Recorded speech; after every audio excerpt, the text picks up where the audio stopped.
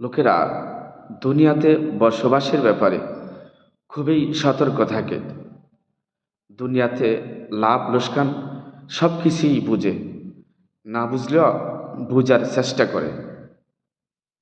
কারো যদি একটা বাড়ি থাকে, আরেকটা বাড়ি কিভাবে করবে সেটা বুঝে, না বুঝলেও বোঝার চেষ্টা করে। 1 কোটি টাকা আছে, আরেক কোটি টাকা কিভাবে করবে বুঝার চেষ্টা করে, না বুঝলেও লোকেদের কাছ থেকে বুঝে নেয়। কিন্তু ধর্মের ব্যাপারে লোকেরা বুঝার চেষ্টা করে না। আপনি দেখেন, আপনি একটা জমি বিক্রি করবেন, এখন আপনার কাছে যে কিনবে সে আপনাকে বলবে আপনার দলিল ফসরা খতিয়ান ঠিক আছে কিনা, RS 62, RSCS 6242 এগুলি ঠিক আছে কিনা, আপনার আগে কে কিনেছিল, তার আগে কে কিনেছিল, আপনার আগে কার বুক দখলে ছিল, তার আগে কার বুক দখলে ছিল, তার আগে কার বুক দখলে ছিল, অনেক যাচাই বাছাই করে দেখবে জমিটা আপনার কিনা। যদি আপনার হয় তাহলে জমিটা ওই ব্যক্তি কিনবে। অথচ দিনের ব্যাপারে এত যাচাই বাছাই করে না। দিনের ব্যাপারে হুজুর একটা কথা বলল, আর এই কথাটা মানল লোকেরা, এই কথার উপরে আমল করার শুরু করলো। হুজুর জানাজা নামাজে দাঁড়িয়ে বলতেছে যে আপনারা বলেন তো এই লোকটা ভালো ছিল কিনা। তো বলল যে, লোকেরা বলল যে হ্যাঁ ভালো ছিল। আবার বলেন তো এই লোকটা খুব ভালো ছিল কিনা। কয় হ্যাঁ এই লোকটা খুব ভালো ছিল। আবার বলতেছেন যে বলেন তো এই লোকটা ভালো ছিল কিনা, 3বার বলে আর কি। তখন সবাই বলল যে এই লোকটা ভালো ছিল। কয় হ্যাঁ, তাহলে এই লোকটা জান্নাতি, এই লোকটা জান্নাতি। এইভাবে হুজুর লোকেদেরকে বলতেছে। একটা লোক জান্নাতি না জাহান্নামী আপনি আমি কিভাবে জানি বলেন? একটা লোক জান্নাতি না জাহান্নামী এটা তো একমাত্র আল্লাহ তাআলা জানেন। এ লোকটা ভালো ছিল কিনা আমি কিভাবে জানি? এ লোকটার রাতের আমলের কথা তো আমি জানি না। রাতে কি উনি চুরি করেছিল কিনা বা জিনা ব্যভিচার করেছিল কিনা সেটা তো আমি জানি না। কিংবা রাতে কি এ লোকটা তাহাজ্জুদ পড়েছিল কিনা, রাতে কি রাত জেগে কি নামাজ পড়েছিল কিনা সেটা তো আমি জানি না। তাহলে এই লোকটাকে আমি কিভাবে জান্নাতি আর জাহান্নামী বলি? তো হুজুর বলতেছে এই কথাটা এই জন্যই বলা হয়, যেখানে 40 জন ব্যক্তি থাকে সেখানে আল্লাহ তাআলা একজনকে ওলি বানিয়ে নেয়, দোয়া কবুলের জন্য একজনকে ওলি বানিয়ে নেয়, ওই ওলির উসিলা দোয়া কবুল করে। এই জন্য এখানে 40 জনের বেশি মানুষ আছে। এই জন্য 40 জন যদি সাক্ষ্য দেয় লোকটা ভালো, তাহলে একজন ওলি ওই ওলির কথায় একে জান্নাত দিয়ে দিবে। নাউজুবিল্লাহ। এই যে এই কথাটা হুজুর বলল, আদৌ কি আমরা কখনো হুজুরকে জিজ্ঞেস করেছি যে হুজুর এই কথাটা কোথায় পেলেন? ওই জায়গা জমির RSCS 6242 আছে কিনা সে যেমন যাচাই করছি, এই হুজুরের কথাকে আমরা এভাবে যাচাই করেছি? বলেছি কি হুজুর এই যে আপনি এই কথাটা বললেন এটা কোথায় আছে, কোন হাদিস থেকে আপনি বলছেন? কোরআনের কোথায় আছে, হাদিসের কোথায় আছে? যাচাই বাছাই করি না। আমরা বললাম যে সুবহানাল্লাহ, না বুঝে না শুনে। এই যে হুজুর কত বড় একটা মিথ্যা কথা বলল, এটার কোনো একেবারে একটা জাল হাদিসও নেই, এটা কোনো দলিল নেই। এটা চলতেছে চলতেছে, লোকেরা শুনতেছে শুনতেছে, আর হুজুররাও বলতেছে, যাচাই বাছা নাই করে হুজুররাও বলতেছে। হুজুর ওয়াজ করতেছে, হুজুর বলতেছে যে ওমর রাদিয়াল্লাহু তাআলা আনহু শ্রোতাদের উদ্দেশ্যে কথা বলতেছে। তো সূর্য প্রখর তাপ, তো ওমর রাদিয়াল্লাহু তাআলা আনহু মানে সূর্যের দিকে রাগ করে তাকিয়েছে, একেবারে চোখ বড় করে রাগ করে তাকিয়েছে, ভয়ে সূর্য আলো দেওয়া বন্ধ করে দিছে। মানে অন্ধকার হয়ে গেছে, এখন সূর্য ডুবে গেছে, অন্ধকার হয়ে গেছে, আলো দেওয়া বন্ধ করে যখন দিয়েছে, তখন তো শ্রোতারা দেখতেছে যে অন্ধকার হয়ে গেছে, উমর রাদিয়াল্লাহু তাআলা আনহুর চেহারা দেখা যায় না, বা উমর রাদিয়াল্লাহু তাআলা আনহু শ্রোতাদের চেহারা দেখতে পারে না। তখন শ্রোতাদের মধ্যে একটু হাউকাউ আরম্ভ হয়েছে। তখন আবার নাকি উমর রাদিয়াল্লাহু তাআলা আনহু ওই আকাশের দিকে তাকাইছে, আবার সূর্য উঠে গেছে। লোকেরা বলে সুবহানাল্লাহ। এই হচ্ছে আমাদের দেশের এই মানে এই হুজুরদের ওয়াজ আর শ্রোতাদের যাচাই বাছাই করা। কোনো যাচাই বাছাই করলো না, হুজুরা কথা বলতেছে, লোকেরা বলতেছে সুবহানাল্লাহ। আর হুজুর ওয়াজ করে বলতেছে বলেন ঠিক কিনা, তো সবাই বলে যে ঠিক। আচ্ছা, শ্রোতারা কিভাবে জানবে ঠিক কিনা? আপনি বলেছেন কথা, আপনি কোরআন থেকে বললেন, হাদিস থেকে বললেন, কোথা থেকে বললেন, সেটা আপনি জানেন ঠিক না বে ঠিক বলেছেন। তো আপনি বললেন, কথা বলে আপনি বলতেছেন বলেন ঠিক কিনা। ওই শ্রোতারা যদি জানতো ঠিক, তাহলে কি আপনার কথা শুনতে আসতো? এভাবেই আমাদের দেশে ওয়াজ চলতেছে, যাচাই নাই বাছাই নাই। অথচ দিনের ব্যাপারে কথা বলতে হলে যাচাই বাছাই, দিনের ব্যাপারে কথা শুনতে হলে, আমল করতে হলে, যেই হুজুর যে কথা বলেছে ওই কথার উপর আমল করতে হলে আগে যাচাই বাছাই করে দেখতে হবে যে এটা আল্লাহ রাসূলের কথা কিনা। আল্লাহ তাআলা বলেন, ইয়া ইয়া আইয়ুহাল্লাযীনা আমানু ইন জাআকুম ফাসিকুম বিনাবাইন ফাতাবায়ানু।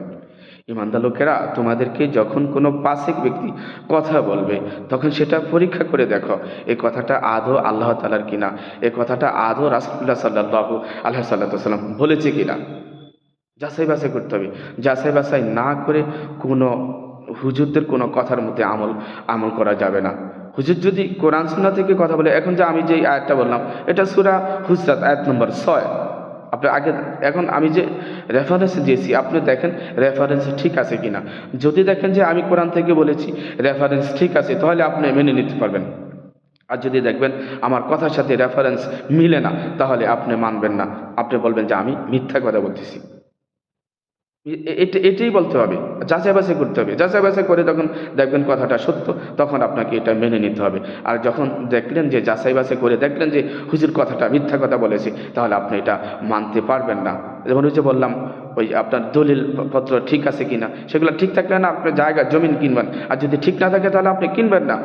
তদ্রুপ এই দিনের ব্যাপারেও যদি হুজুর কথা বলছে, এটা যদি রেফারেন্স ঠিক থাকে তাহলে আপনি মেনে নেবেন, আর যদি রেফারেন্স ঠিক না থাকে তাহলে মেনে নেবেন না। হুজুর মিথ্যা কথা বলতেছে, হুজুর মিথ্যা কথা বলতেছে, কত বড় শিরকি কুফরি কথা হুজুর বলতেছে, আর আমরা না জেনে না শুনে বলতেছি সুবহানাল্লাহ। হুজুর বলতেছে যে রাতে যারা ঠিকমতো ঘুমাতে পারেন না, যারা রাতে ঠিকমতো ঘুমাতে পারেন না, কিংবা স্বপ্নদোষ হয়, এটা সেটা স্বপ্ন দেখেন, আপনি ভালো করে ঘুমাতে পারবেন, আপনার এই রাতে এটা সেটা স্বপ্ন দেখবেন না, কি করবেন, আপনি ওমরের নাম বুকের মধ্যে লিখবেন, হাত দিয়ে, হাতের আঙ্গুল দিয়ে লিখবেন, হ্যাঁ, ওমর আইন মিম র, আইন মিম র, এই ওমর যদি বুকের মধ্যে লিখে রাখেন, তাহলে আপনি রাতে আরামে ঘুমাতে পারবেন। নাউজুবিল্লাহ, নাউজুবিল্লাহ, লা হাওলা ওয়ালা কুওয়াতা ইল্লা বিল্লাহ। কত বড় মানে শিরকি কথা, কুফরি কথা বলল। আল্লাহ থেকে ওমর রাদিয়াল্লাহু তাআলা আনহুকে সে বড় মনে করলো, আল্লাহ থেকে তো বড় মনে করলো। আপনি রাসূলকে তো, রাসূল সাল্লাল্লাহু আলাইহি ওয়াসাল্লামকে এত মহব্বত করেন, এত ভালোবাসেন, তো রাসূল সাল্লাল্লাহু আলাইহি ওয়াসাল্লামের থেকেও তো আপনি ওমর রাদিয়াল্লাহু তাআলা আনহুকে বেশি প্রাধান্য দিলেন। আপনি তো বলতে পারতেন যে আপনি যদি দুরূদ শরীফ পড়ে শুন, যে আপনি সূরা ফাতিহা, সূরা ইখলাস, সূরা ফালাক, সূরা নাস পড়ে যদি ঘুমান, রাসূল সাল্লাল্লাহু আলাইহি ওয়াসাল্লামের শানে যদি দুরূদ শরীফ পড়ে ঘুমান, তাহলে আপনি আরামে ঘুমাতে পারবেন। এই কথাটা তো আপনি বলতে পারতেন হুজুর। আর আপনি কত বড় শিরকি কথা বলছেন। আপনি বলছেন বুকের মধ্যে যদি ওমরের নাম লেখে ঘুমায়, তাহলে রাতে আরামে ঘুমাতে পারবে। আপনি এটা শিরকি করছেন। আর লোকেরা না জেনে বলতেছে সুবহানাল্লাহ, যাচাই বাছাই নেই, সুবহানাল্লাহ বলতেছে। এইভাবে আমাদের সমাজের মধ্যে দিনের ব্যাপারে, ধর্মের ব্যাপারে অনেক কথা আছে, অনেক কথা আছে, হাজার হাজার কথা লোকেদের মুখ থেকে, একজনের এক হুজুর থেকে আরেক হুজুর, আরেক হুজুর থেকে আরেক হুজুর, আরেক হুজুর থেকে আরেক হুজুর, এভাবে চলে আসছে, শত শত শত শত বছর চলে আসছে, অথচ আদৌ সেটা হাদিস না। এই যে আপনি দেখেন, আর দুনিয়া ও মাজজাতুল আখিরা, আর দুনিয়া মাজজাতুল আখিরা, দুনিয়া হচ্ছে আখিরাতের খেতি বাড়ি, আল হাদিস বলে চালিয়ে দিছে। এটা আদৌ আল হাদিস না, এটা আদৌ হাদিস না, এটা হচ্ছে লোকেদের কথা, কৌল। মিফতাহুল জান্নাতিস সালাহ, এটাও কি হাদিস? নামাজ বেহেশতের চাবি, এটাও তো হাদিস না, এটাও তো লোকেদের কৌল, অথচ হাদিস বলে চালিয়ে দিয়েছে। হুজুর বলতেছে যেখানে 40 জন ব্যক্তি থাকবে, মুসলিম থাকবে, সেখানে একজন আল্লাহর ওলি থাকবে। কত বড় মিথ্যা কথা।